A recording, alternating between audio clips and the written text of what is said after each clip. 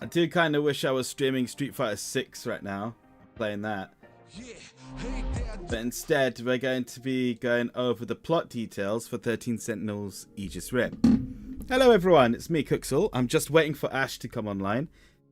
I don't know how long he's going to be. Again!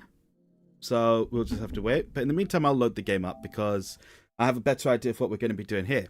We're going to be going through the story of 13 Sentinels Aegis Rim. Not in the most structured way, it'll just be us discussing what we remember and so on and so forth. But I'm not sure how many of you, probably not that many, but I don't know how many people watched this playthrough that I did, but it was a pretty good one, and I really, really enjoyed this game. And I would highly, highly recommend that anyone who's watching this or has watched this or is vaguely interested in playing this game, just go play it. You don't even need to watch me, or you don't need to listen to what we say about the story, because honestly, the purest experience is the best.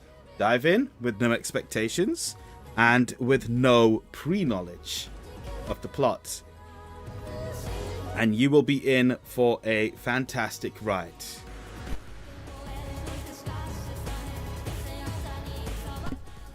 Great music, great story, great characters, very interesting plot, and the gameplay is pretty good as well, especially when you finally get into the nitty-gritty of it. Now, which one was my complete playthrough? 44, 44, 10... That will do, I think. Ash is back with us. I'm streaming right now. I'm just going to quickly put your mic back on.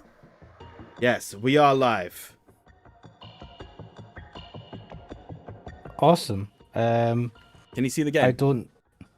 I can. Yes, I can. Good. That's good. Right, I was just musing over the fact that this is a fantastic game. You might notice at the bottom I've got 100% in everything. I platinumed this, actually. So did you do, what was the remainder, the remaining thing you had to do? Remembrance? Remembrance? You're talking about... three different percentages. Yeah. And remember you had 100% on like 2 of them, I think, and there was only one left that you had 100%. I don't remember which one it was, but I've got 100% in all 3 of them. Right, so basically, I'm not sure how much you remember. I don't remember too much. But the good thing is, once you finish the game, it unlocks all these... well, it already, as you're going along, it unlocks like the story scenes, and you can just rewatch them whenever. But after you've actually finished the game, it gives a little extra context to everything, so that you're able to better understand what happened. Like, on the right-hand side, it shows you this... chart where it says 1, 2, 3, 4, 5, and it's got lines going downwards. So that's to indicate which sector that part of the story is taking place in. Underneath the text description, sorry, on top of the text description, you'll also see it gives the year and the location as well now. Most importantly, some of these flashbacks take place 2 loops ago, 1 loop ago, and then in the current loop. So additional stuff like that really helps to flesh out the story. If you wanted to like go over it to get a better idea of what was happening and better understanding. So what do you remember exactly? What do I remember? So when we started the game, there was this idea that we are time traveling, right? Yeah. We keep jumping between different time frames, and so that the thought was that we're on Earth and we're time traveling, and then there was like this hint that something went wrong in the future, and so they come into the past, and that's the kind of spin that I felt that they were. That's what I was thinking. That's the spin they were trying to show, and over time, man, I can't remember the specifics. A whole bunch of stuff was happening. But what's his name? Main character dude, Izumi, right? He's like a main character, but all of these characters are pretty main. All of them are main character. But Izumi and the nurse, The nurse? Is she the nurse? Okay, so you're thinking of, and if I find the exact one, you're thinking of Chihiro Morimura, Morimura, the teacher. Oh, no, she's a nurse. Well, yeah. And a homeroom teacher, okay. Just same thing. So she's both. So her and Ado Izumi were involved in some point. Or they were kids in one of the timelines. And their timeline got fucked over and they had to like transport to another timeline. And basically there's a lot of that sort of stuff going on. At the same time, you kind of got the idea that for each timeline, something bad would happen at some point where giant robot things, giant kaiju, would come and fucking annihilate everything, and then everyone would die. But they wouldn't die, they just disappeared. And so all of these stories were slowly trying to form this idea, and then is it 2/3 in, they start to reveal that, wait, these are not timelines, these are different sectors of the same place. Yeah, that, right? Is that what it is? Is that what it looks like? Yeah. 5 colonies. And wait, are they physical colonies? They're all digital. Why do you need to have a physical anything? This is saying that originally the satellite orbiting Earth had 5 colonies. But that colony was fucking destroyed when humanity died out. The probes which are sent out into space recreated these in digital space. Okay. So... Hello, Crack Dealer. Welcome. Alright, Crack Dealer. We've just sort of been musing, but we haven't actually gotten into the nitty-gritty of the discussion yet, so you're right on time. So, we have 5 sectors. Alright, this is the same timeline. But we didn't know what the hell was going on outside of the sectors. Why is there 5 sectors? What happened to humanity? Why? Because there was interspersed clips of a certain timeline almost outside of all the existing timelines. Yes. Where they're in space. And you're like, what the fuck is going on with this, right? So, this is the thing, right? It's initially presented to us. It says 2187, right, in satellite orbit. Now, when I first saw this, I thought this was like way far in the future. But it turns out this is actually, in timeline order, the very first event that we see in chronological order. Which is, as it says in this description, they're talking about how to design the various sectors. Because Keitaro Mira's one of my favorite characters. Mira is one of these sort of like design engineers, programmers, whatever, who worked on it. Let's go over the premise, because I think that the best way to explain the whole plot is just to sort of take a very distant approach. It presents itself quite, in a really complicated manner, but the overall plot itself is quite simple. Humanity died out, or was dying out, and so they did like a last-ditch effort to preserve humanity by using the genetic information of the last 15 people who were on the colony, right? Mm-hmm. That was put into a machine and sent into space. That machine then landed on a planet and set up a facility, which would then be growing those people, the 15 humans, based on that genetic information. Mm-hmm. To keep them, to train them, they would be in this simulated environment that was like the previous colony. And eventually they would grow up and leave so that they could start their new life and keep the human race going on. That was the ultimate plot. Now, the whole complication happens when you start looking at people and the relationships, politics, and all the bullshit between all of them. The original people that they're based on, and the versions of them in the current world. Yes. That were, yeah, I liked how when they are in their Sentinels, you think, all right, they're in the Sentinels, but in reality, that's where they were the whole time. Yes, it turned out that was actually their physical existence, which they were experiencing. They just didn't realize it. I don't know why the girl with the long black hair and the tights was wearing glasses in one of those. You don't need to worry about that. It's like, wait, it grew you. to wear I gave you glasses. What? Okay. They grew the glasses in the pod with her. But yeah, a lot of misdirection, and it's interesting. So what? So there was this giant spaceship here, right? See the one we see in the picture? That is the spaceship that carried the existing colonies. That I believe was the colony. Yeah. So that while they were alive, they were in that spaceship, right? And they had left Earth probably a long time ago. Yeah. Do you know what? I'll actually leave the scene playing in the background, but I'll put the volume way down because we're not really paying attention to what they're saying. But yeah, as you say, Crack Dealer was about to say make a pun, but he 50 completely legs, forgot what he was talking about. but can't walk. I'll put our faces on this as well. So yeah, as you say, this large spaceship or colony is essentially real life. It's where the people were. And we do get to see a lot happen in like audio logs from this perspective. Yeah, it's weird. And they're so different. Obviously, because they're not kids. It's a weird setting. It's so jarring. You think so? Like in a sense, because you see this was a Miura, right? And he's a confused dude going, "What the fuck? Where am I going? Oh, I like Minami," right? And I'm like, "Fair enough, man. Fair enough." And you know, it's like there's the beginning of a budding relationship starting there. You're talking about our main characters, the 13 kids rather. Yes, and then it flips to you see these clips where they're like already really close, and it's also you're like, what the fuck's going on? And they're also like professional adults in space, but also 200 years in the future. Yes, yes. I was like, what the fuck is going? So yeah, like that was it.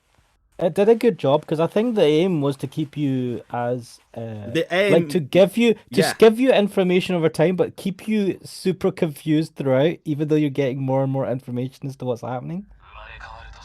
Yeah, and it's true. The drip feed of information is really slow, very deliberate, and actually, despite the fact that it is in complete random order because it's subject to the whims of the player, it's surprisingly well paced, if you know what I mean. When I was ordering the video episodes, right, like I was just doing stuff as I felt, but I was able to like find a structure where I could just label my episodes because each episode seemed to have some kind of overall theme to it. All right. Well, I mean, you'll notice that as you kind of put everything together. Yeah. Oh dear, you're being interrupted. Well, while Ash deals with that interruption, I'm just going to carry on. So, yeah, it starts with this scene, the long distance transmission, and you can actually just watch everything up until the end, which is the new planet. Well, not just the new planet, but infinite other planets where the same shit is happening. But this is the last proper scene. But essentially, oh fuck, bollocks, that was an accident. I dropped my, fucking dropped my controller. I'll put it down. I don't need to hold the controller. Yeah, so the story is further complicated by the fact that the simulation is being looped because of... Where is she? That's me back. Welcome back. I was just about to say that the situation is further complicated because the simulation is being looped because of the actions of Shinonome, the programmer, if I can find her. Just to give a brief overview of what happened. Professor Morimura. Yes. This person here. She ended up somehow destroying humanity by unleashing a nanomachine virus. So you can thank Kojima yet again. She killed humanity. She literally killed humanity just so that she could get funding to fire people into space. Yes. She is actually the worst mass serial killer in the existence of humanity. So she raised funds and she sold nanomachine technology on the black market, which led to the infection on the surface and the end of humanity. So in space, there was only so many people left right now. Because of this shit, oh my god, he looks so menacing here, right? He goes and he kills her. I like how he was like, yeah, we're one of 15 people left on in humanity, but I have a mission to go, But and I I'm going will to kill kill you. myself, But and I'll kill myself at the same time because I have a job to do. well, the What way the he fuck? decided to do it was he set a fucking bomb on the fucking power generator. It says it right there. So he fucking destroyed the colony. That bomb, because of that set off the rest of the bullshit where everyone starts arguing, and there's a shootout at some point actually between this Hijiyama and this Ogata apparently. Over here, it says here. Fucking hell, that's a weird version of Ogata. I know, right? I love Ogata. He's such a good guy, but he seems like a proper dick here. Hello, Magical Mado. I don't expect you to understand any of this because you haven't been following this game.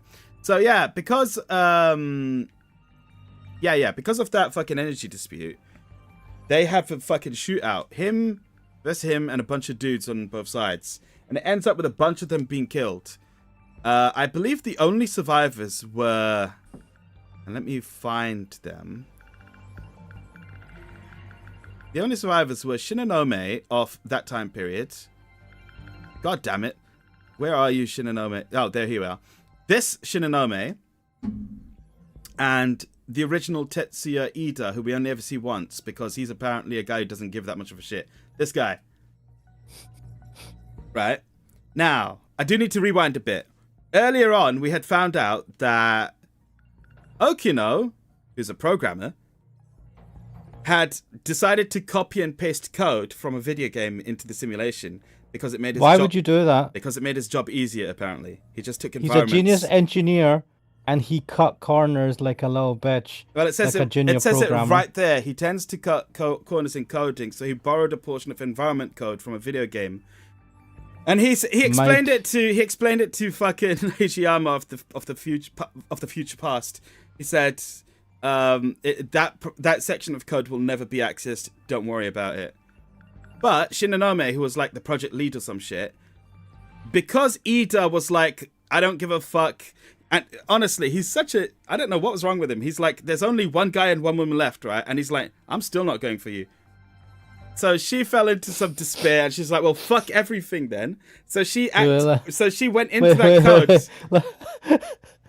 Wait, Ida is the he's a scientist dude. Ida was this one. That guy, this guy, right? Wait, Ida, what's his young version?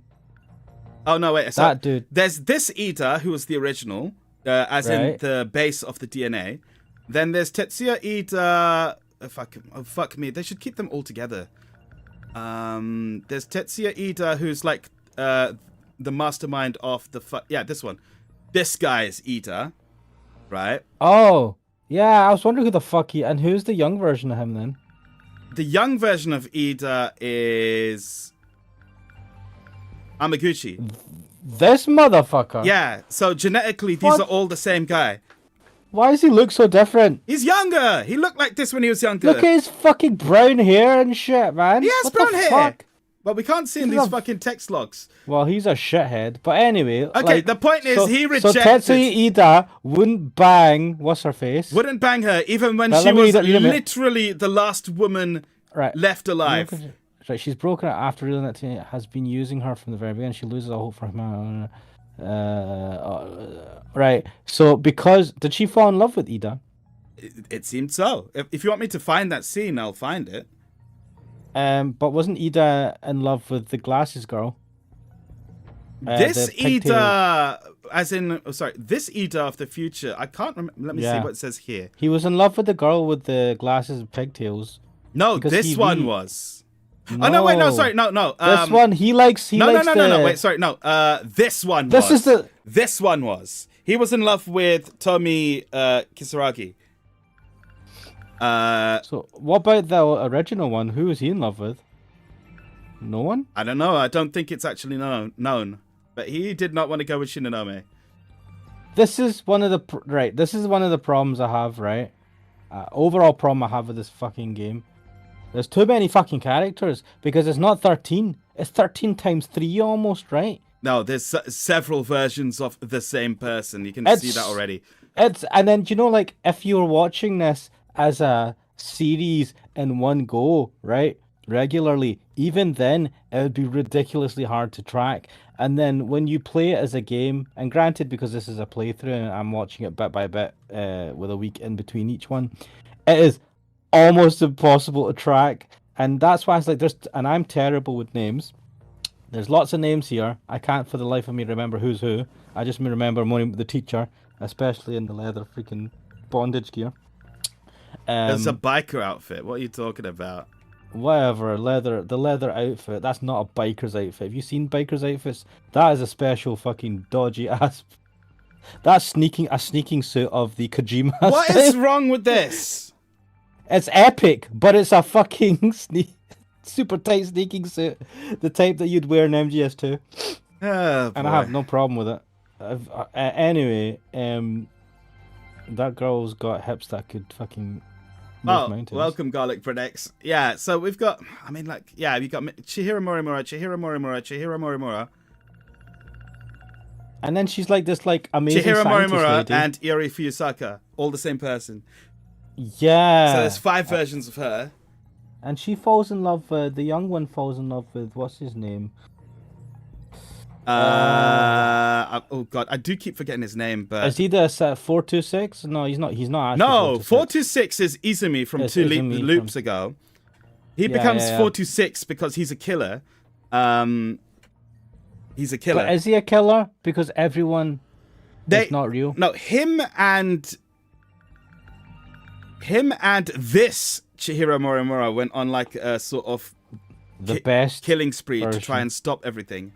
No, so Chihiro Morimura wasn't as bloodthirsty as he was, though. She didn't No, because she killed him. He was the one that was like, "I'll kill everyone." No, but she killed him. No, she killed him. But then when Universal Control reset everything, they became AIs, which were carried over because they were in Sector 0 at the time. No, but if she killed him, doesn't he come back to life if he's one of the? No. Anything in Sector 0 gets carried between loops. Whereas if you're in any other sector, you get deleted. Right, so our original 13 who survive all this were all from Sector 0. No. Most of our original 13, which is to say our main characters, were born in this loop. But previous loops, versions of them, some of them persisted because they realized if they moved themselves to Sector 0 before or while Universal Control resets everything, they can survive. They can survive. Basically, all these AI, they're all AI until the computer chooses one to implant. They're not AI bodies. if they're not AI if they're in the bodies. Like they're from the bodies plugged into the Matrix essentially. But if they move to Sector 0, when the reset happens and the bodies are purged, because part of the reset is actually destroying the biological bodies. Wait. They destroy the bodies as part of the loop? Yeah, so the loop actually destroys the body. Where's that? Where does it say that? I can't... Really? Yeah. Because it took ages for them to fucking make the bodies? The whole point was to stop them from being born. No, because like, when it loops, it destroys the bodies and then starts over again. What the actual fuck? Wait, if they survive though, how do they survive? Does the body then like, because instead of being 18, it's like what, 32 or something? No, what? No. Because like the loop starts at a certain date and goes forwards, right? Yeah. Let me see. No, but the bodies are growing in real time, right? They don't accelerate the body growth. It still takes them 18 years or whatever the fuck it is to grow the bodies. So if you destroy a body and you have to, I don't think it destroys the bodies, man. But then that wouldn't make sense. Here we are. The loop. The Kaiju invasions cause the world to be reset every 16 years. As a result, the students grow up and die before reaching adulthood, and then are born again to repeat the cycle. The cycle but that is what doesn't. Let me see. Once the Kaiju can control. Yeah, but this. If you save your own data, then you'll be able to skip the reset and end up in the new world, which is 16 years in the past, while maintaining your current appearance. However, you'll no longer be human in the new loop, but merely a simulation. So, well, it doesn't explicitly say that, but it seems like the body does get killed because that's what it says up there. They die. No, it just says the students grow up and die, but like. But then it starts again 16 years ago. What the fuck? this is fucked up. I didn't think they were destroying the bodies. It says it somewhere. I know it does. I remember it. No, I mean from the rest of that the wording there, it looks like that because it's like it just said. No, there, I know one of the characters said it. Yeah. However, you would no longer be human in the new loop. Yeah, because your data Right, was so saved at Sector 0, and the bodies are actually destroyed. But the bodies are then they start growing new bodies in the pods. What the fuck? This is fucking hell. That's what Shinonome wanted. She was fucking pissed off. Why would she want that? Because she was pissed off that Ida didn't go for her.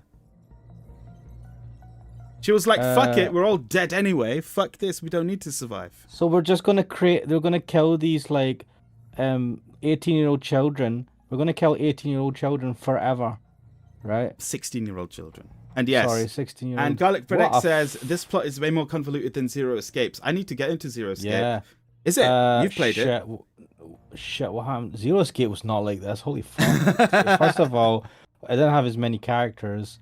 And fuck, I can't even remember what happened. Well, Zero Escape is part of the it was 999. And then Virtue's Last Reward. Virtue's Last Reward and then Zero Escape. Zero Time Dilemma or something, I think is what it's called. Yeah, and I have all of them. I got 999 on the DS, I think it was on. Virtue's Last Reward, I think it was also on the DS. Yeah, Garlic Predex has said it. 999 plus Virtue's Last Reward plus Zero Time Dilemma.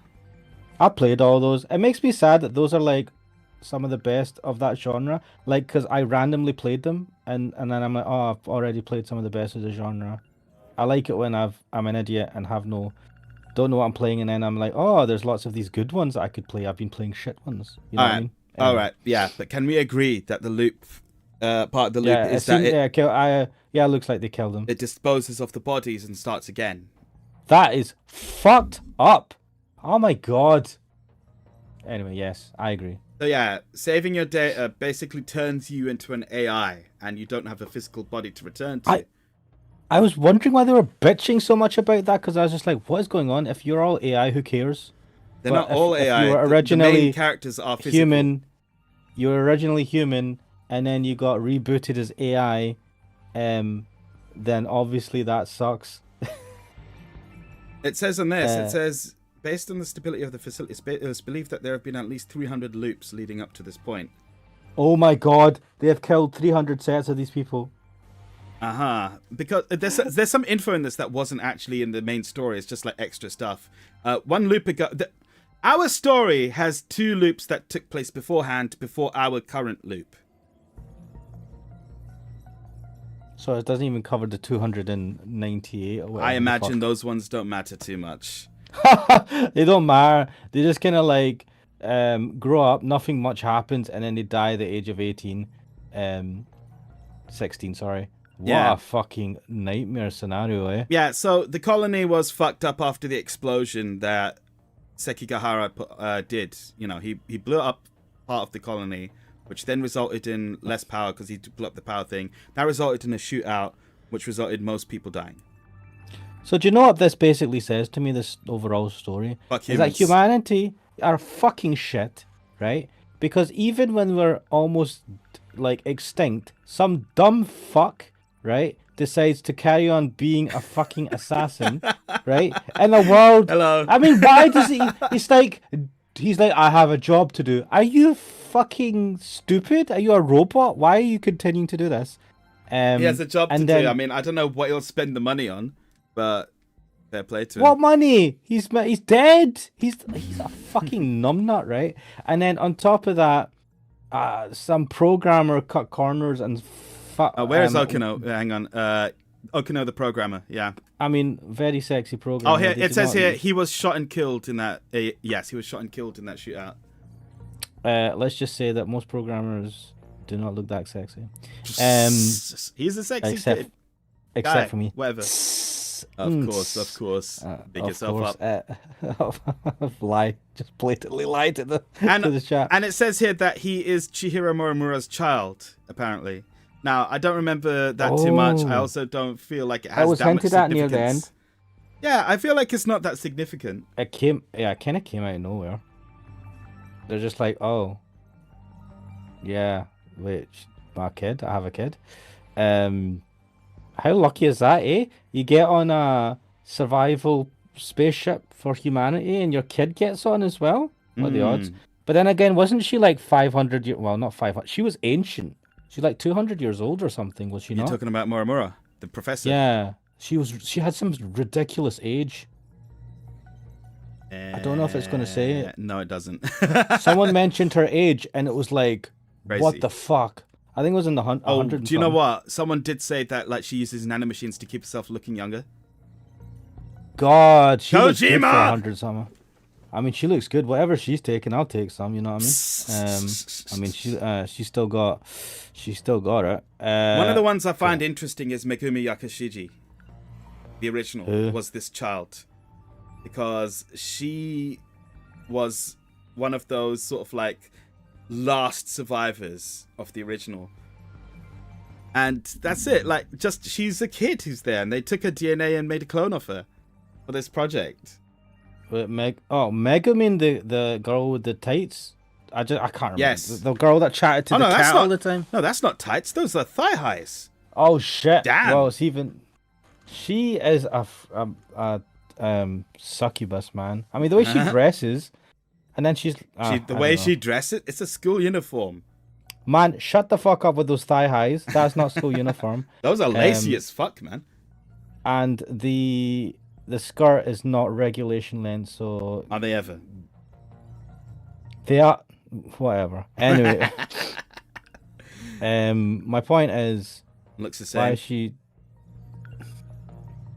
Why are the shoes different? You can choose different shoes, man. You don't buy your shoes from school.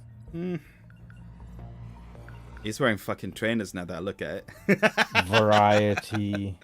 I like the uniform though, it looks cool. The biggest difference, yeah, he's got the proper classic Gakuran. I love those. Fucking hate it that they don't use them that much these days. Do they just have standard uniforms now? They just wear suits now. Isn't it? Yeah, like we do it. Like we did when we was in school, yeah. Oh my god. Oh, look at the difference between him and him.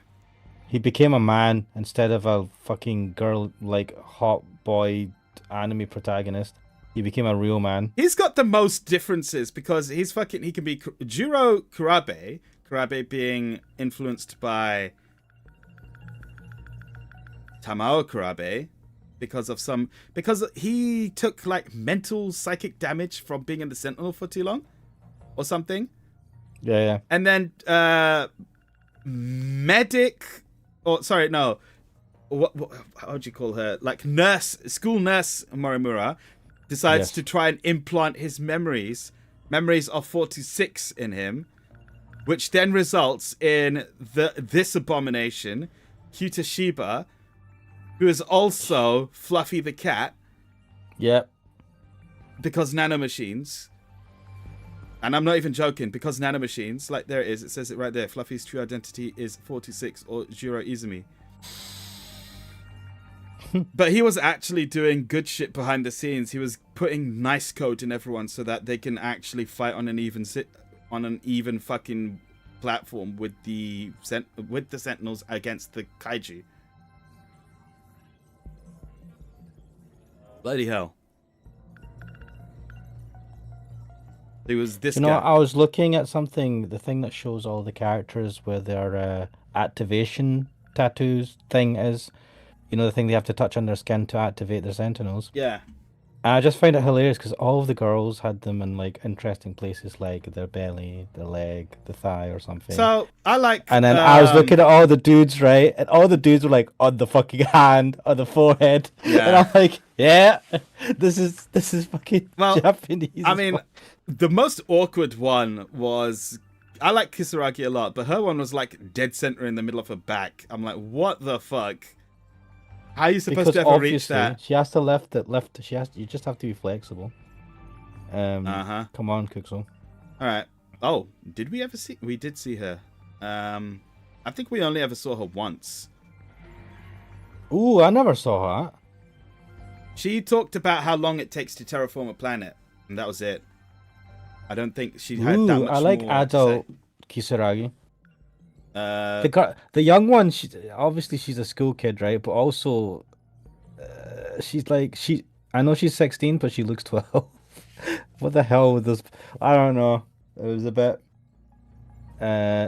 No. I like the adult one though. Scientist Kisaragi. Yes. Scientist. Well, there you are. There's a Yes. hint of the future for you there. Mm. Where's her as the AI idol in space? Wait, is it her as well? Yeah. Who's the idol? That's her. She's also Kisaragi Tomi. It's the one that was stuck in the android body that then got taken out by 426, but Ida recognized it was her. She then got uploaded to space, so she's not even in the simulation, which is why sometimes she can't like communicate with them. I got that she was in the space thing. What fuck knows? There was like the probe that I think orbits the planet. I kind of got that. I didn't know who she was because wait, who is she? She was Kisaragi. Damn. She's Kisaragi. There's a whole fucking episode I have about Kisaragi because I was, like I said, like somehow the game is paced remarkably well, despite the fact that I'm choosing events at random. In that episode, it was and I called it Tomi Kisaragi. It was fucking revealed that she is Tomi Kisaragi, and then we also see Kisaragi talking about other stuff, like to what's his name, Ida.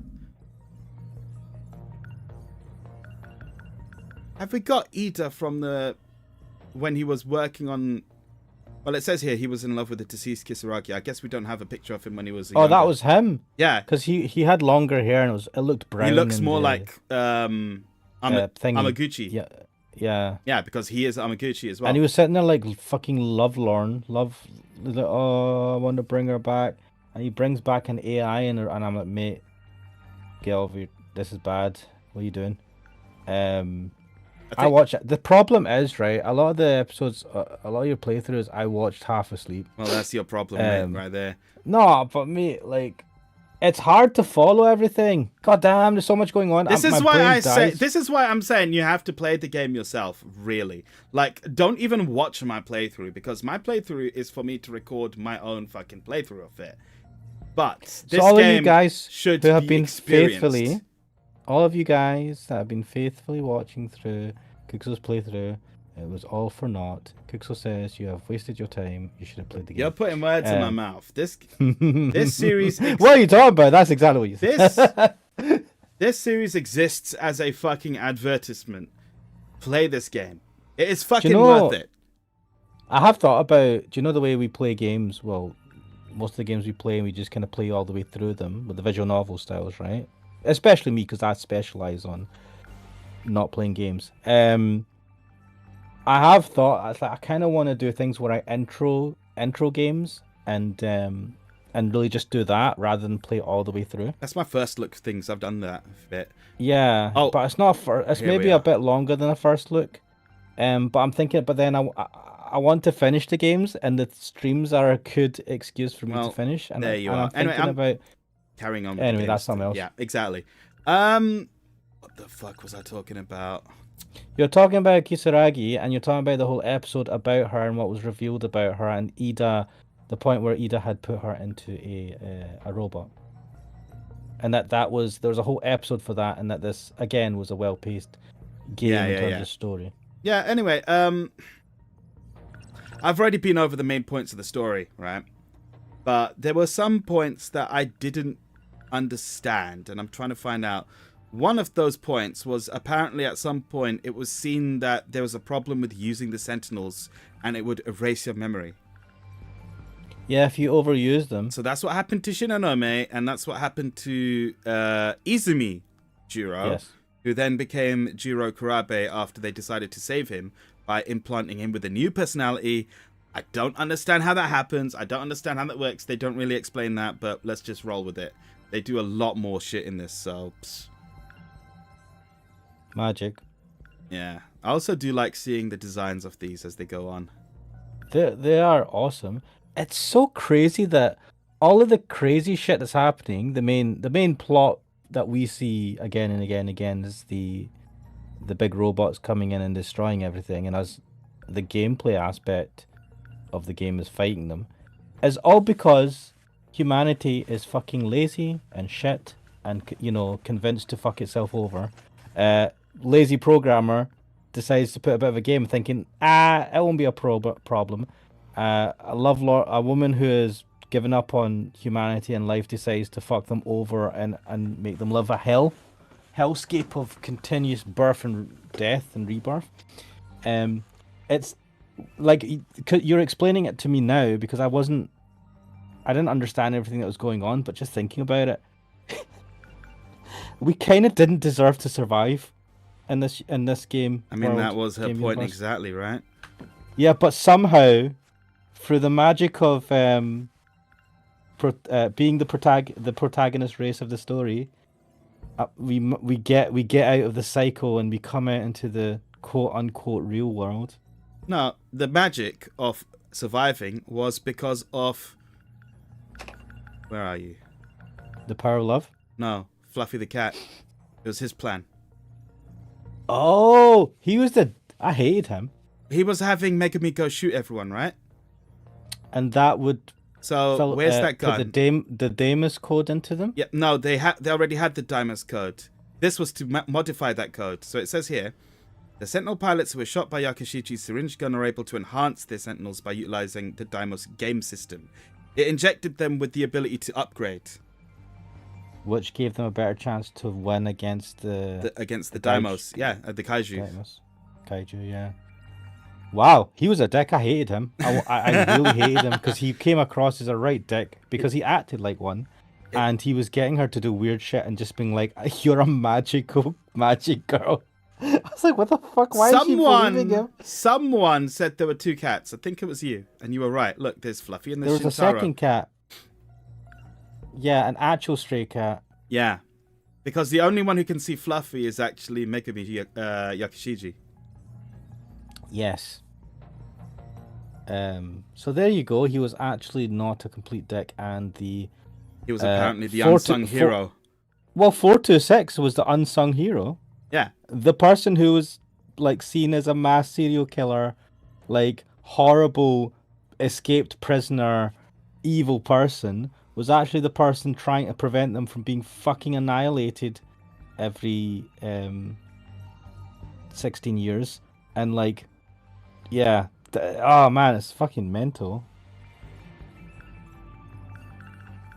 How much more? Why is he naked? Dude. Why is there a naked like outline of him? This is the and he's not bald. No, this is the fucking like idea of 46, because we don't actually see 46 for a long time until we realize that it's actually just a This is him.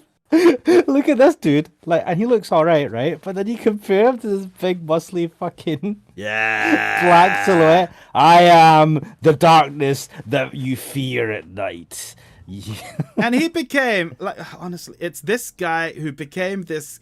This guy who became this guy because he downloaded himself into the Kisaragi android, and then he moved into the Tamao android, and then he became where are you? He became cute Shiba, and he also became Fluffy. It's the same guy. This man got around, you know what I mean? Also, Garlic Bread Eggs is saying Dr. Manhattan. He really looks like Dr. Manhattan. Thankfully, we're not seeing his gigantic schlong. Yeah.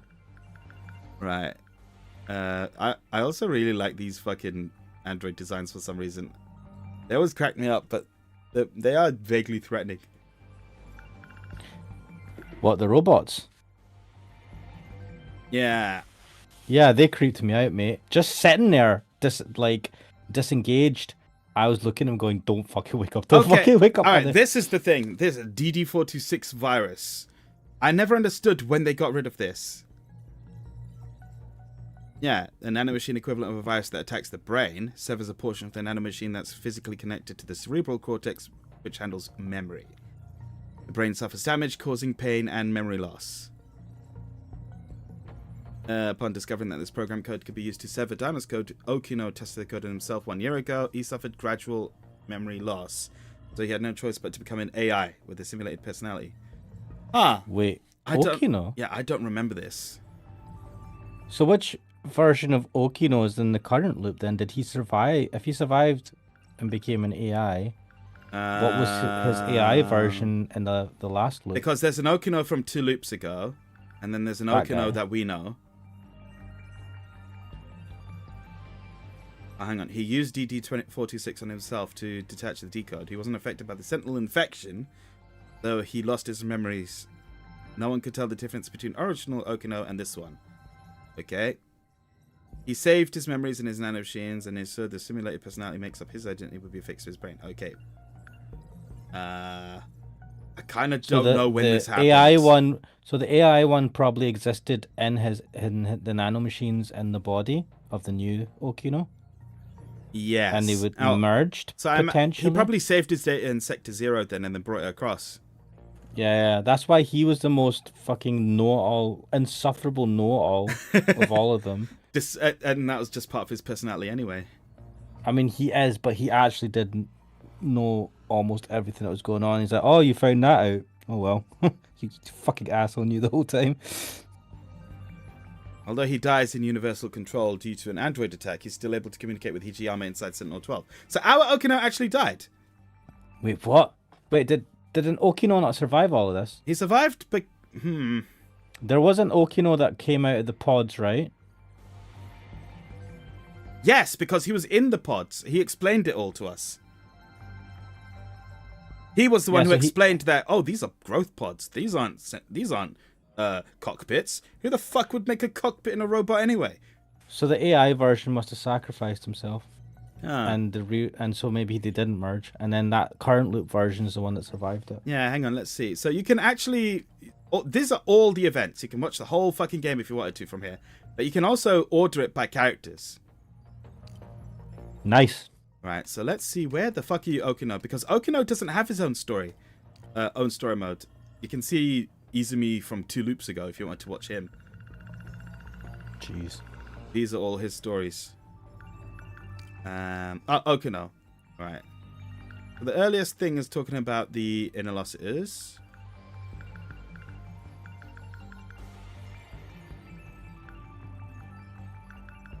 I remember this part where he was like having Ogata loop constantly in the train station.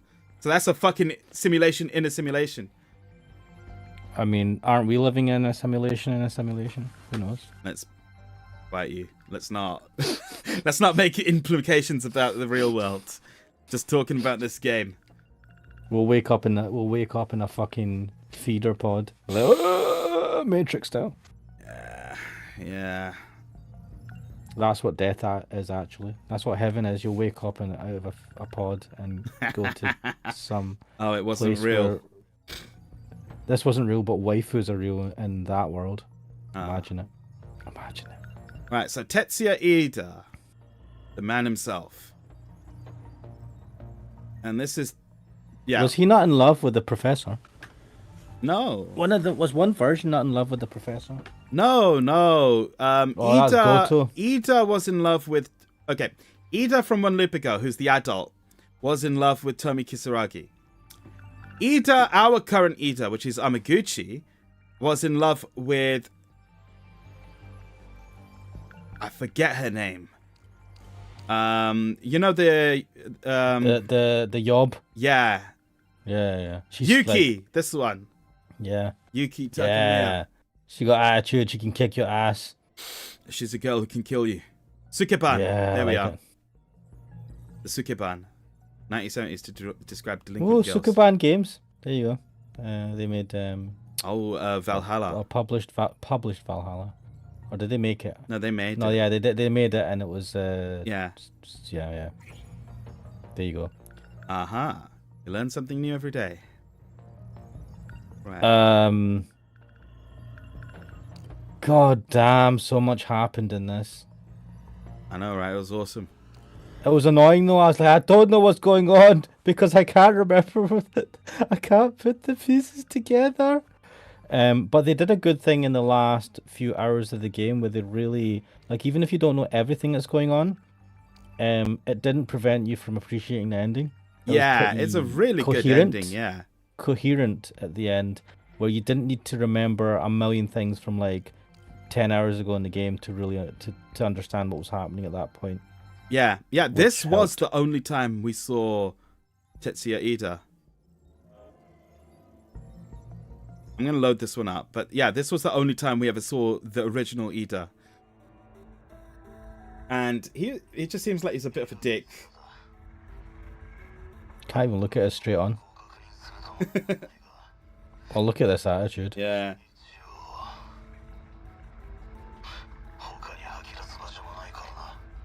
At that point, I'd be like, why are you recording this? Regression testing, nice.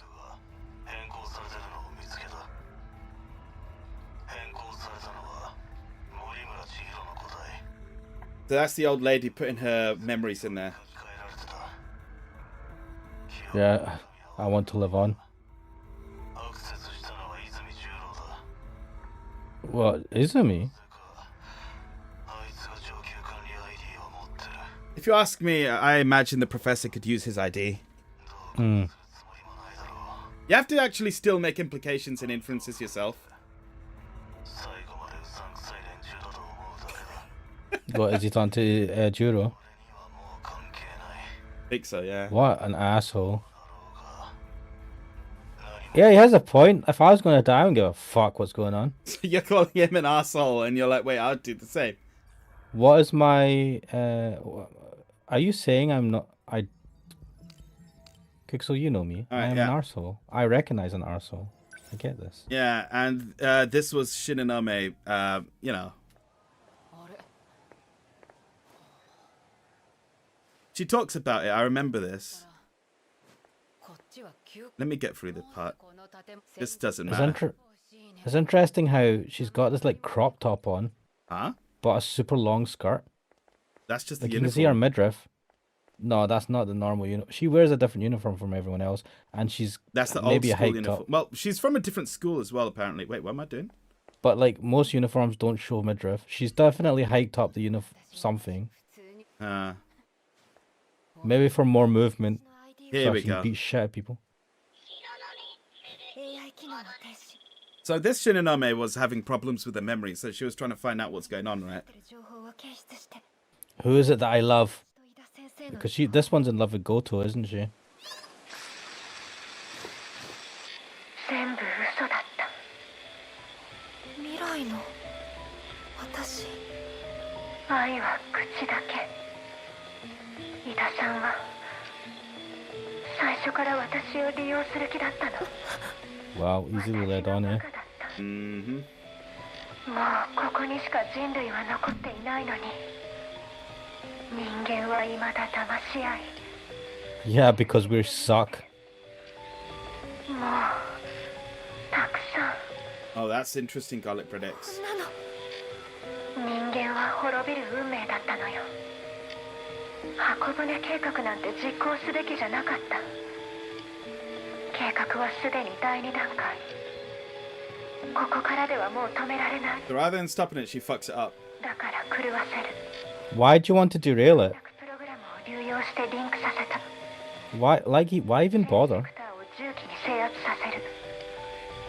うまくいけば最終工程が途中でリセットされ無限ループに陥るはず。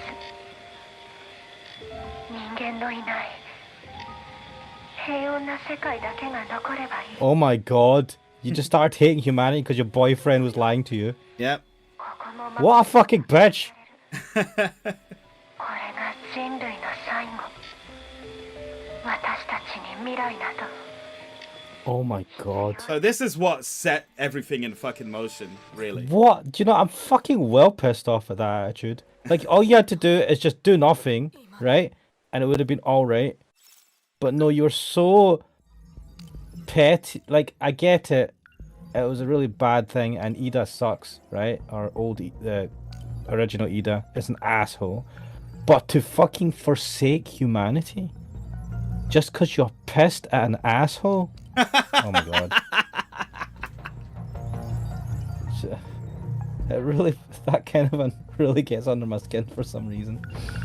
So yeah, that really set that up. Man, the rest of it was just different factions trying to do whatever they wanted. Morimura wanted to resolve everything by activating Project Aegis, was it? Aegis, sorry. And what would that do? Let me find it. Because the flaw in that plan, here we are. Operation Aegis. When the Aegis system is activated for all terminals, the world cannot be restarted because they disconnect themselves from the server, and they cannot loop anymore. So that would properly end everything. Yes. Which, if she knew what was happening, and she knew the 15 kids were being killed every time this looped, which I'm assuming she did, then I kind of get her reasoning. I can't say her reasoning was too bad, but it was flawed in the sense that they won't be able to fix anything. No, they're just stopping new people being created to die 16 years later in a vicious loop again and again and again. Uh-huh. But Izumi or 426, he's like, no, fuck you. Like, I want to do it all. I want to stop the looping, but also free humanity from this like AI prison. So it says says effectively here, a prison. when the self-defense system activates, the city is cut off from universal control, which results in chaos, and the residents disappear because they're all AI controlled by universal control. So that part makes sense as well.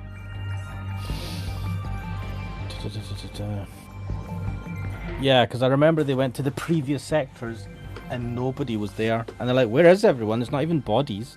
And I was like, yeah, what the fuck is going on there?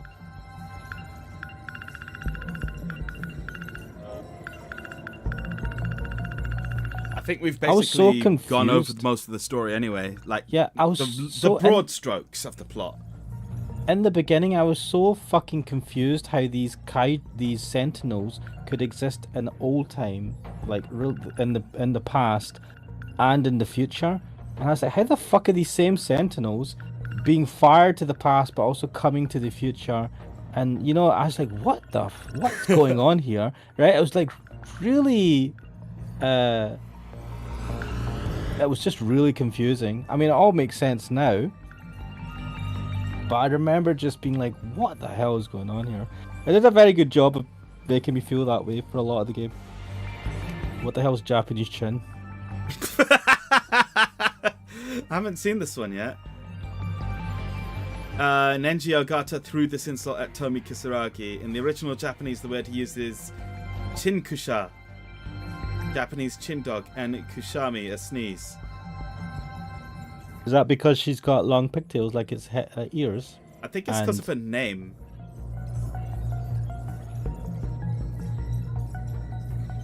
I mean, if you're calling someone what sounds like dog face, yeah, you're not going to take it very well. Oh, the 3 laws. Brilliant. I like how it's on a fucking black tablet as well. Wait, 3 laws written by a famous author well known for what? The 3 laws. When a distinguished but elderly scientist states that something is possible, he is almost certainly right. When he states that something is impossible, he is very probably wrong. Okay, that feels like 2 rules. The only way of discovering the limits of the possible is to venture a little way past them into the impossible. True. Any sufficiently advanced technology is indistinguishable from magic. Was that in this? I've always thought that, like, magic is effectively just something you cannot explain, but it doesn't mean it can't be explained. Uh-huh. So effectively, if you take a mobile phone, fully charged, back into the past... It won't work then. It will switch on, right? Fully charged. Switch on, yeah. Look. Just go with it, right? For the 5 minutes it works, it switches on and you can show them a game on it or something. Or take a photo. I'll take a photo. I believe will be pure magic. Subaru did this in ReZero because he has his phone with him. He shows it like a flashlight. You know, uses the torch basically. And he also takes a picture to show people. And that's it.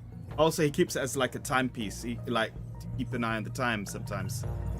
But I think, doesn't the battery die on it? At some point the battery dies, yeah. Oh my god, I was watching a clip a while ago of, you know, when he meets, spoiler alert, he meets a witch, let's just say that much, right? And he's having tea. And it's the first time that he's ever able to admit something that is very important and that happens to him a lot in the series, but he cannot tell anyone, but he's able to say it to this witch and he breaks down after being able to say it. It was a pretty emotional moment. But anyway, watch ReZero if you're to listen. Good stuff. You want to drink a kid does tea? Right, okay. Me too, mate. Me too. I want her to hold me as well while I cry on her shoulder. Yeah. Is there anything else you'd like to go over in the plot? Anything you remember? Garlic Bread X, if there's anything you want to go over, because I think we've basically gone over the broad strokes of the plot. There's one guy who done a playthrough on YouTube, and then afterwards he did a stream like this, but his stream is like 10 hours long as he goes through the whole plot from beginning to end. And I am not doing that. I'm sorry. This is called summary. The short summary is humanity is fucking petty. God, isn't it? Isn't it? But the worst part about all of this is I can see this happening. It's a really good story.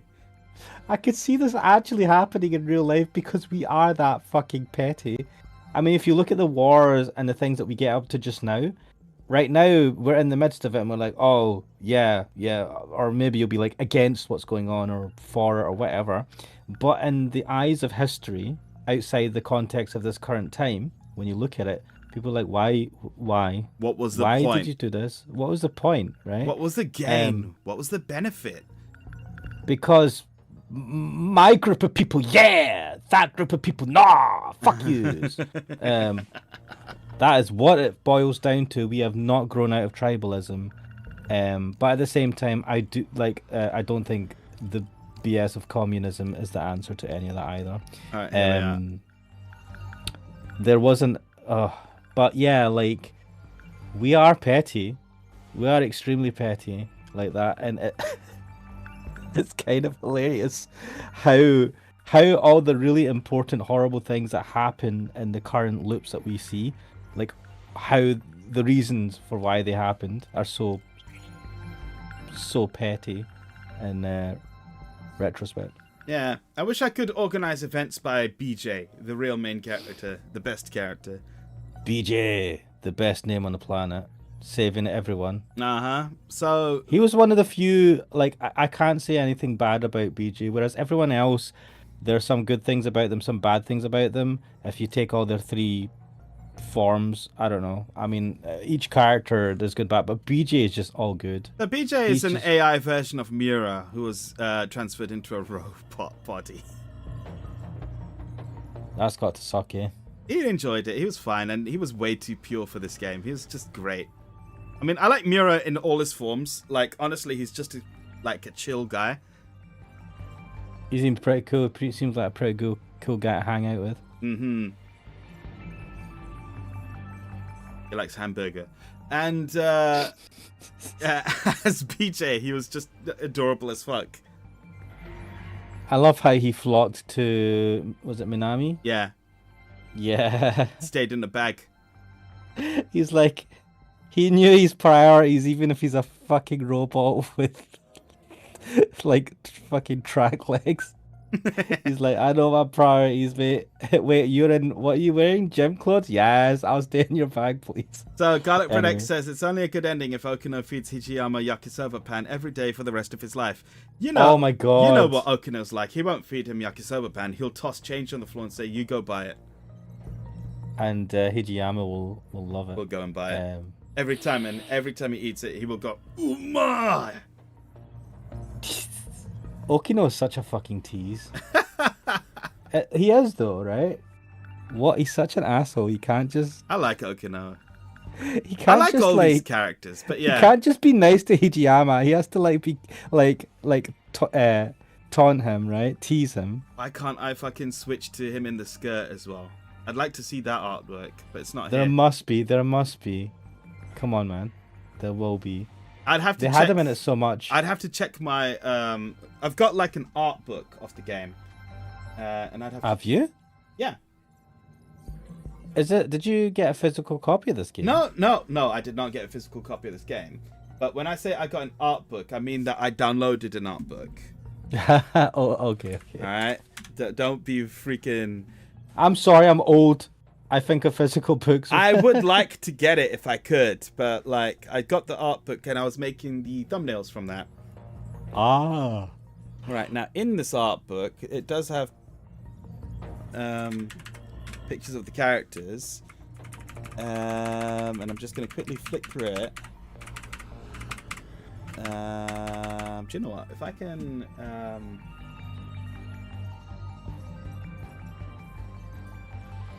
use this to show that essentially. So let me one is it?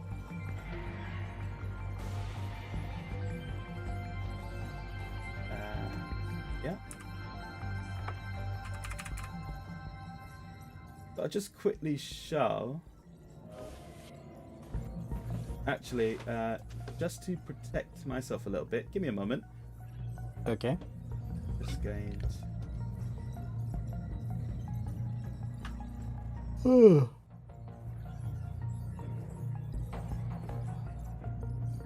What a game. So, Kuxo, you finished this last year as well, didn't you? It was a long time ago. And all of these episodes since then. I'd finished this in, I think, like November. Oh shit! There, that was it. Yeah. So how long did it take you to actually play the game? How long did it take me to actually play the game? That's a good question. I'm not entirely certain. Give me a moment. Let me check. Actually, this is not an accurate. I think it said my save file is 44 hours. Oof. But that's for the 100%. But it's kind of crazy. You finished this all the way in November last year, and you had episodes all the way till now. It says here 31st of December was my last save point. So yeah. Wow. So there we are. Wait. So you did the full completion in December last year? Yeah. Damn. I don't know why when you were talking about, oh yeah, then I fully completed it. I don't know why I thought you'd done that recently. It's like, I decided to like platinum it. I was like, no, wait, he finished this in November. I finished it in November. Right, I've stopped caring about protecting myself. I'm going to, if you go to the stream, because you probably won't be able to see what I'm going to put out there. Okay. But we are looking at the artwork of the game, right? Well, okay, I'm just waiting for it to pop up on the stream. The music's gone off. The music will go because I've swapped over.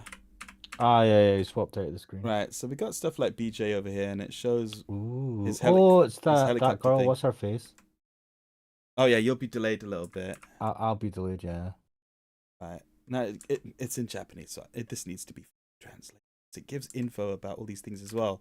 And it shows 426, his journey from Izumi into the Kisaragi android, into the Tamao android, into Kyoshiba and Fluffy. Wait, I'm just waiting for it to come up. Oh, wait. There it is. LOL. What a fucking... It's also got all these designs. And one of the things that really bugs me about this game is that you don't get to enjoy these designs in the gameplay. Look at these. These are fucking great designs, and they're very intricate. But animating them is nightmare, and they stuck to like super simple but 3D fanciness. Like the radar screen. But I get that they wanted to have thousands and thousands, especially for that last battle. That was crazy, man. You are being swamped. I couldn't see anything. It was just like enemies everywhere. Well, I imagine if you had full graphics like this, you wouldn't be able to see anything. But like, it's really hard to tell what's going on the radar screen of the game itself.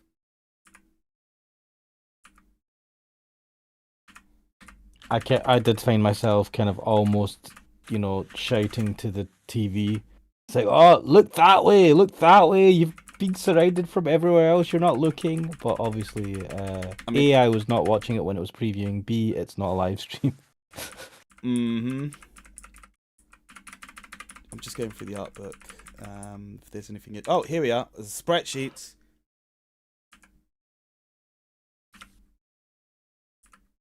I'll just wait for it to pop up on my stream. I don't remember seeing this one. What are you on Izumi? God, the delay. Oh well. This- There we are. Finally got to it. Okino in the skirt. And it's a longer skirt than I remember as well. I'm just waiting for it to I'll leave it on that. come on, catch up. There you go. There you go. Yes. And Okino wears long trousers, but that's when it's in the past, isn't I think it? I think that was the person whose place he took in the past, because he was pretending to be someone's daughter. He was pretending to be the professor's daughter. There was Yeah. some sort of professor or doctor or something. Yeah.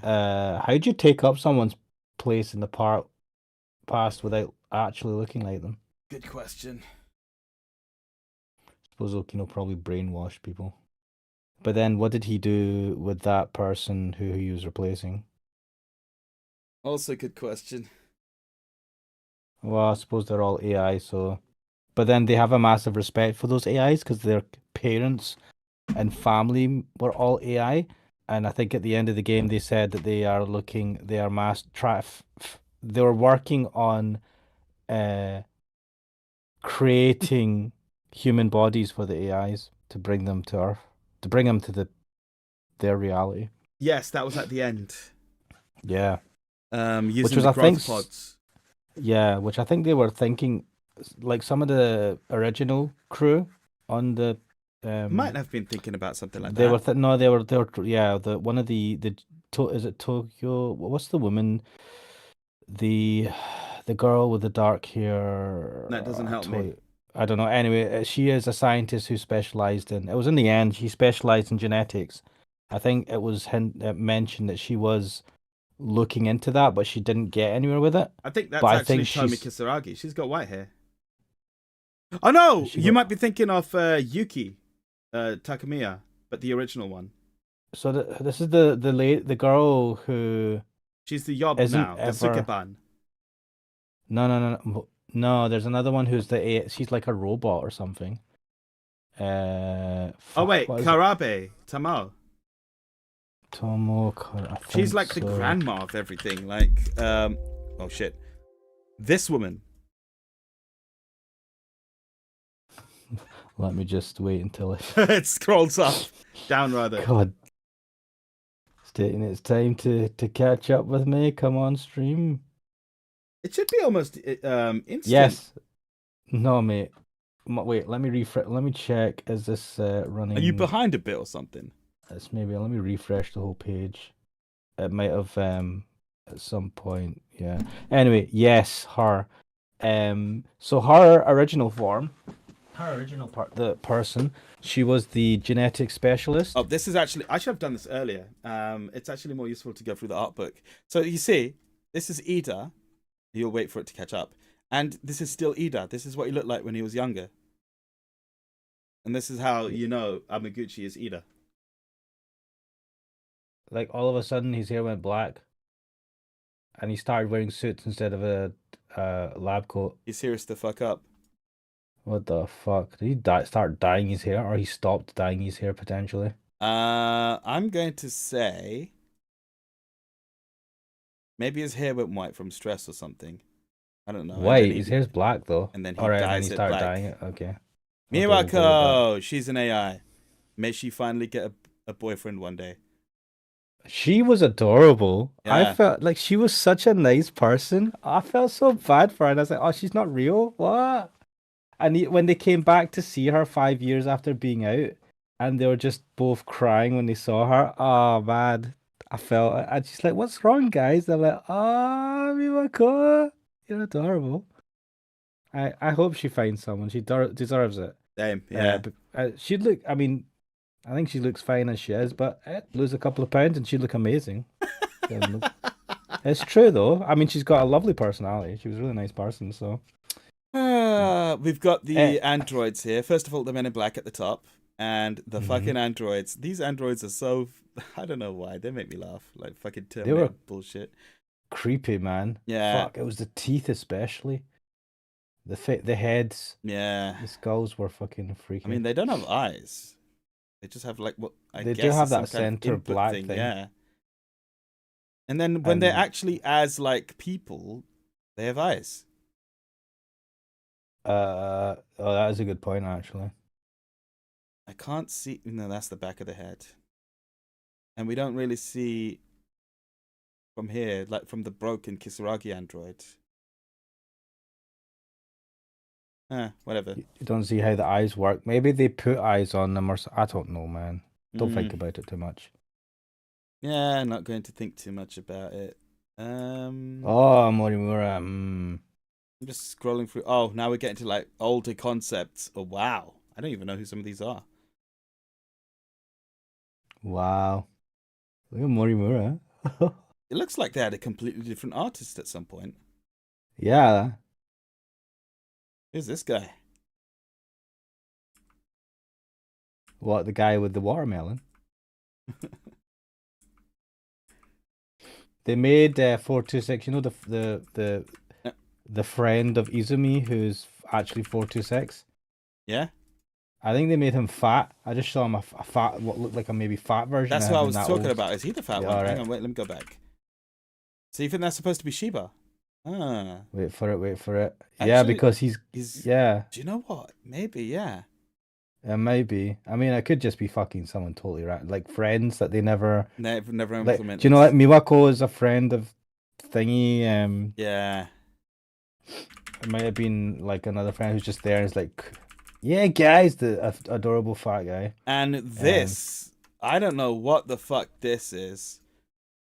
Oh, this must be like a sort of timeline of events. My God, what the fuck? Why does it feel like school? This reminds me of fucking old timetables at school. Mate, this is like a data sheet for like an what the fuck? It just keeps going as well. That's where all the money goes in. Oh, like there's the big money shot if you wanted that. Oh yeah, baby. I don't know what this is. Don't look at my ass, please.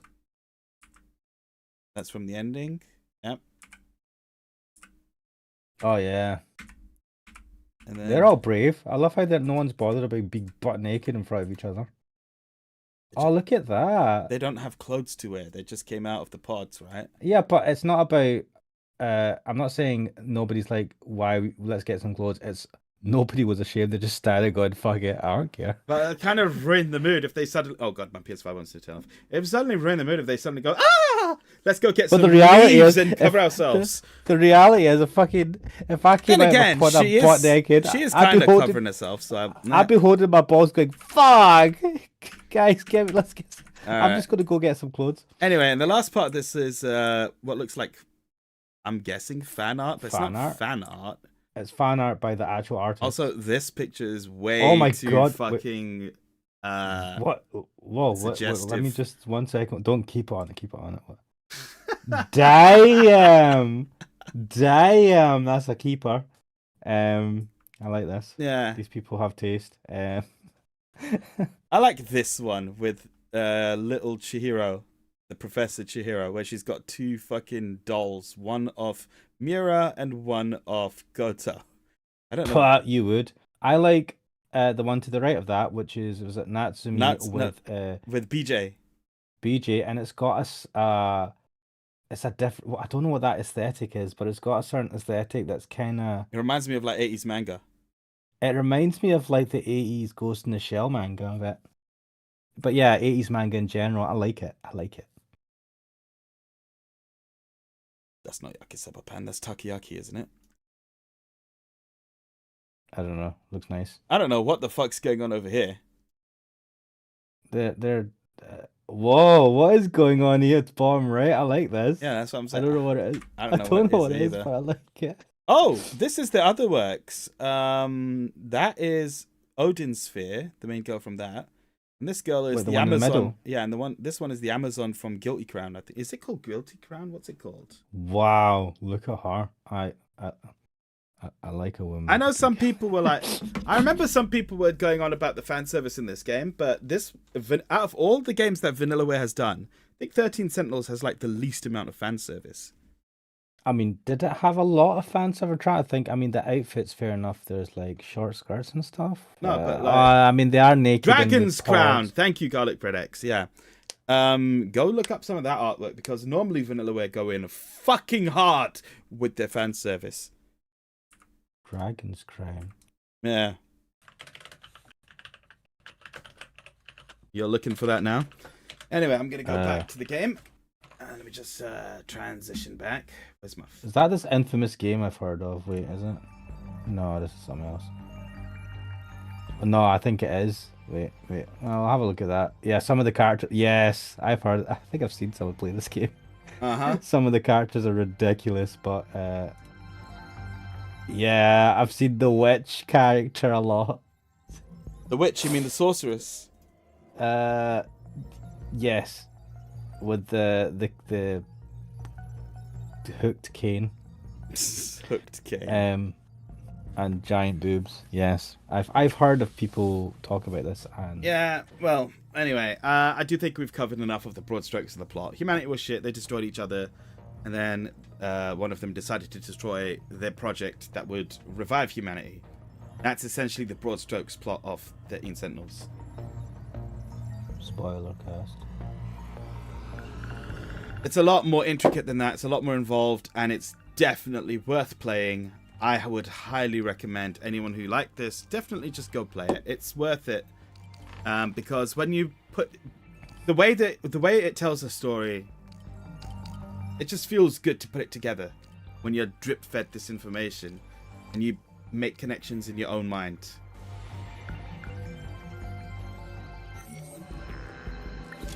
I don't think there'll be another game like this for a very long time. It seems very complicated, and from what I understand,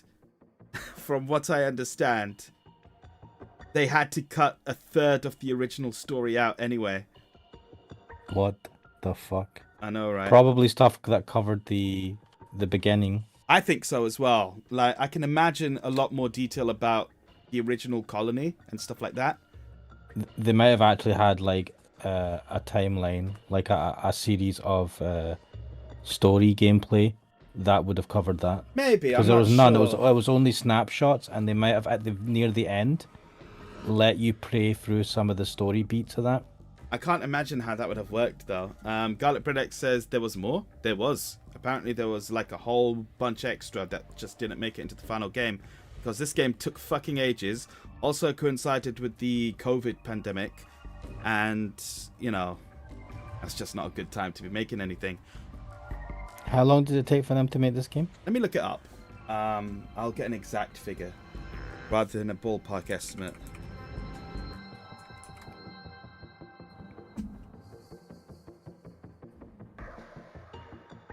But I do believe it took them quite a while, so I'll say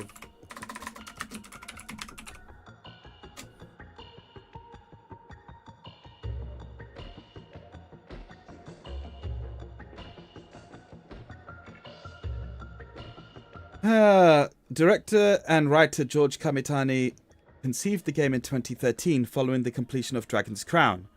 13 Sentinels began production 2 years later, and it released in November 2019 in Japan and September 2020 worldwide, with a Switch version in April 2022. 4 years, right, before the Japanese release. I mean, that's not too bad, but that's quite long for a visual novel, so which kind of makes sense with the complexity of this.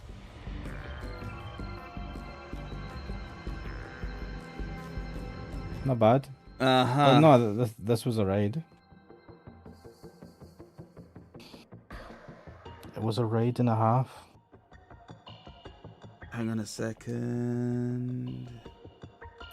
Here's an interesting question. When did you start releasing? When was the first episode of your playthrough of this released? When did I first put up a video of this? Yes. I'll look that up. Because it was quite a long time ago. Yes, I can only imagine. Just want to get a good idea though.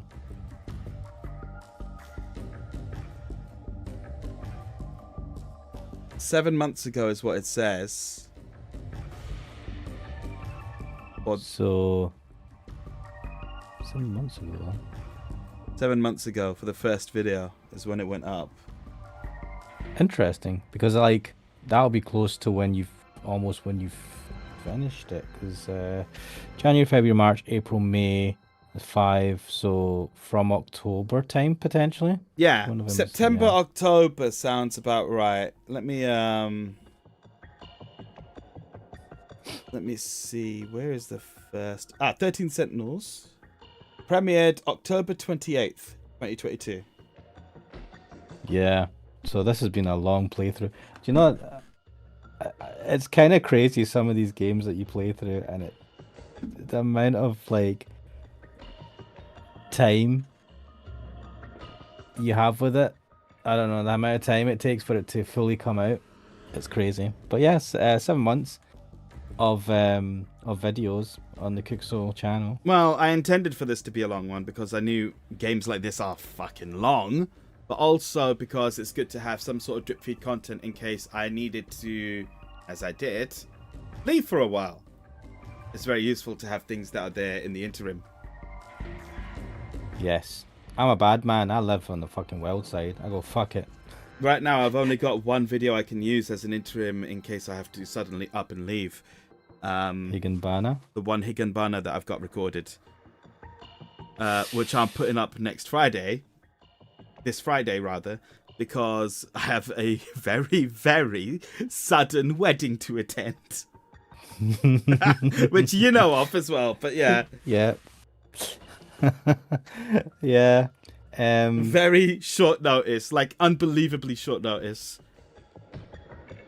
Hey man, gotta get married when you. And the next Friday, which I would normally have done a Friday night chill stream, my brother's saying, why don't we just go watch The Flash? And I'm very tempted to just go watch that.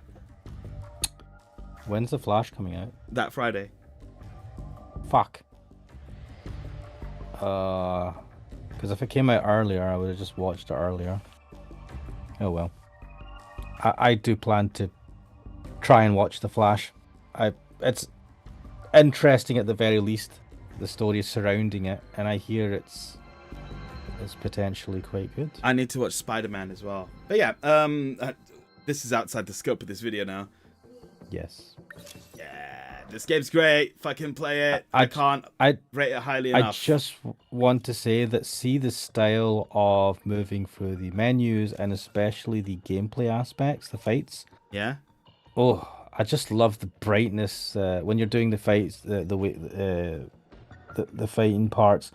It's so bright and computery and flashy. I really love it. One thing I really like about the battles is that the battles themselves have this sort of CRT almost effect overlaid the screen. So it's like you're watching a radar screen. And I love that. I've not even... I need to look back now when I think about it. I just see the animations and all the stuff that's going on. It's fucking mental. It's so much. When you get to the last battles and things really pop off and there's just shit flying at you everywhere and you're throwing shit everywhere and the screen is just full of particle effects everywhere, I fucking loved it. Like, that final battle gave me a rush. I'm like, okay, I actually want more. And the game gave me more with this fourth area. And I actually did quite a bit of this. As a matter of fact, there is a video which is unreleased, which records me doing these battles. But then I thought, do you know what? There's no story content. It's just me playing the game. It's probably going to be boring, so it's not released.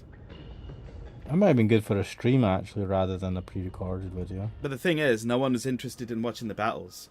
Even though there's a lot of plot that comes out in these battles.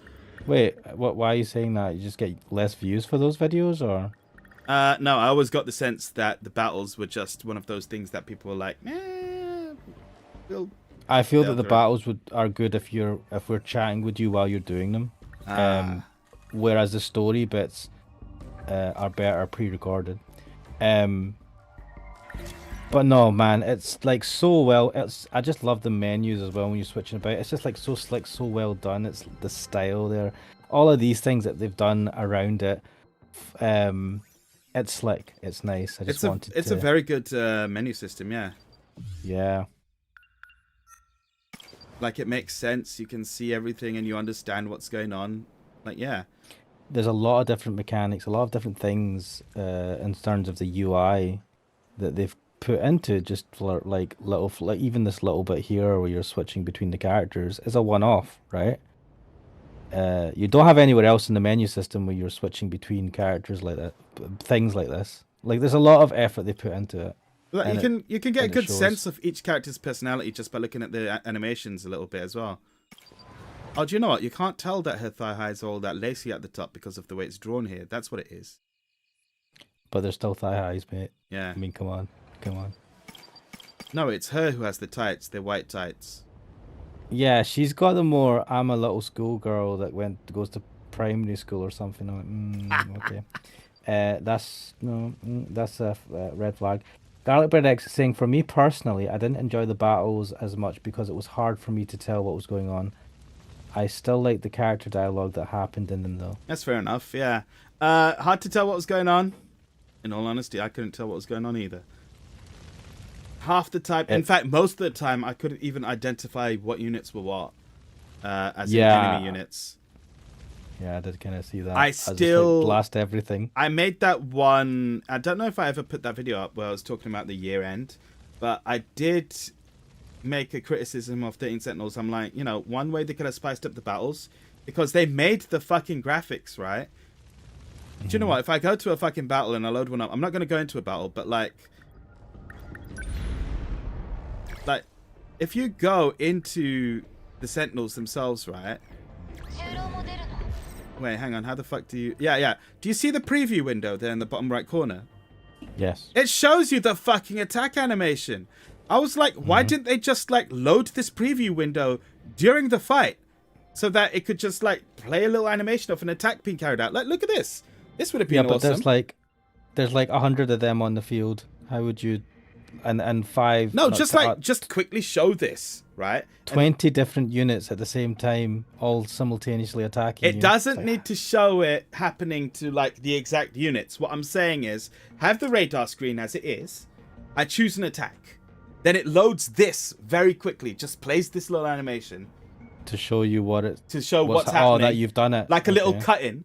And then remove the cut-in. And then show the attack as it normally happens in the game.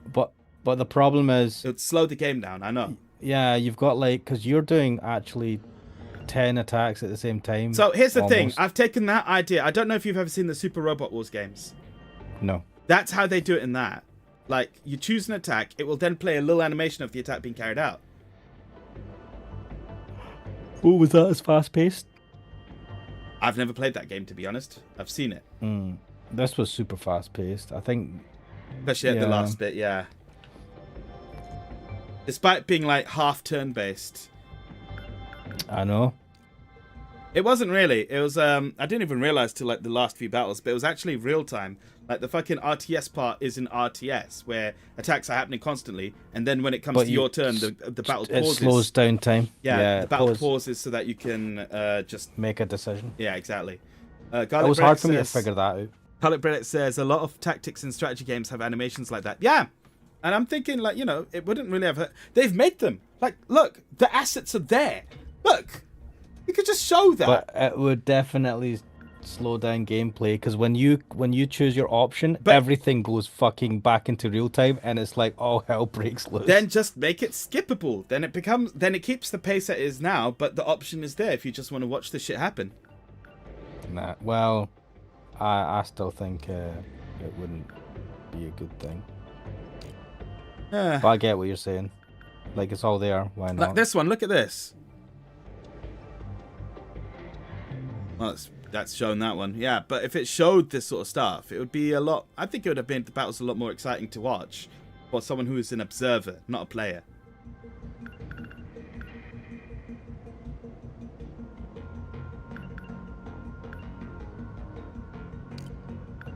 Where the heck is Missile Barrage? That was one of my favorite moves. Is that the one where all the circles at all the targets kind of fucking... Like, yeah. You get a million circles at every target, and then all of the missiles fucking go mental. I'm like, oh, shit. Yeah, I fucking loved that attack. Bring down the fire. Yeah, and then there was a super large missile as well. Like, in the last battle, I didn't realize how useful that was. But it's freaking really good.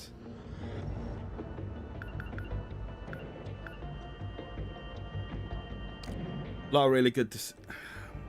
By the end of the game, I came to really, really like the gameplay. So, yeah. Anyway, I'm going to leave off on that. You also remember... Sorry, Garlic Bread X says, I also remember that old Yu-Gi-Oh! Games also have attack animations that can be skipped and an option to skip automatically. I mean, yeah. It was Loopy who said in like one of the very first episodes that this reminds her of tactical card games. What? I mean, I get, yeah. But... I've never played Yu-Gi-Oh! Was Loopy watching these? So, when I was actually first playing this, I was doing it in live streams that were set to private, and she was watching them. Oh, okay. So Loopy knew what was going on. And what I was doing was I was recording them and making like hour-long or 2-hour-long episodes out of them. But those streams were like 4 or 5 hours long. Damn. Because the problem was, I figured a game like this, if you have a stream that's 4 or 5 hours long, people will come in, come out, and not really follow what's happening. So I thought, let's make episodes like an hour long. The problem with that is, here we are a year later. It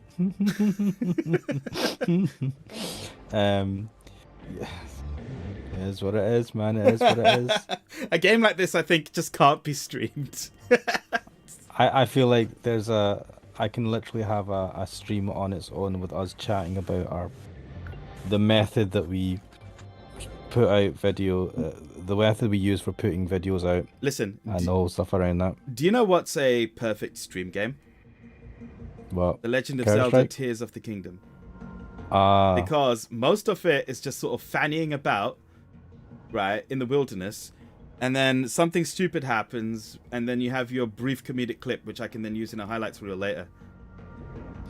Do you know, for me, what I thought was actually the best stream, well, technically in terms of engagement, if you judge it by chat, was Counter-Strike. Counter-Strike was very good. As I was fucking on it, whenever I play it in deathmatch mode, I literally, I'm on some sort of high, right? Like, I go into alert mode, and then the chat was going wild, and it was the only stream I did where I was not being able to keep up with chat because I was so engrossed with the game, and the chat were also chatting quite a lot. And then I think I was fucking singing to myself at some point. I don't know what I was doing because I was so engrossed in the I was game. watching you as well, and I was in India at the time. Oh man, it's fucking mental. It was a great stream, that one. And you don't have to worry about copyright and all that in most cases, and it's pure just like unique content, if you know what I mean, because you are entirely, you just have to watch out for the swearing and the racist comment chat that you get on them. Turn off voice chat. Yes, just turn use off Discord voice chat. You don't need any other. No, it's just I don't know how. I need to figure out how to turn it off because there was a kid there just like shouting out the Yeah, I remember that. We fucking laughed. Well, I was playing today, and I was playing in what was regarded as a ranked match, which I've never really done. And then there was this like kid like trying to. I don't know if they were Russian, but they were basically just like trying to say things in a weird Russian accent. At least well, not say it, just like talk English in a Russian type accent, and then they're just like the N word, you stupid, and I was like, oh my god, what the hell is this? And I was thinking, I could have streamed this, and I went, I need to figure out how to just fucking mute chat. But no, I think that's a good game for it as well. But anyway, Garlic Bread X says, I think the episodic format was a good idea. I also think so as well. I actually really liked the way it turned out, especially because different episodes actually had like a sort of theme to them. Weirdly enough, despite the fact that I was choosing things at random. Yeah. So many characters, so much story, so much stuff going on, and then the gameplay aspects as well. Yeah, it's a hard game to like watch over a period, I think, this one. Ultimately, I did the best I could. I've seen fucking VTubers do long ass streams. I think his name is Machina X. He's from Hololive English. One of the guys. Is he the silver-haired guy? I don't know. But he played this recently, and he did like a 10-hour long stream, I think it was, all the way to the ending.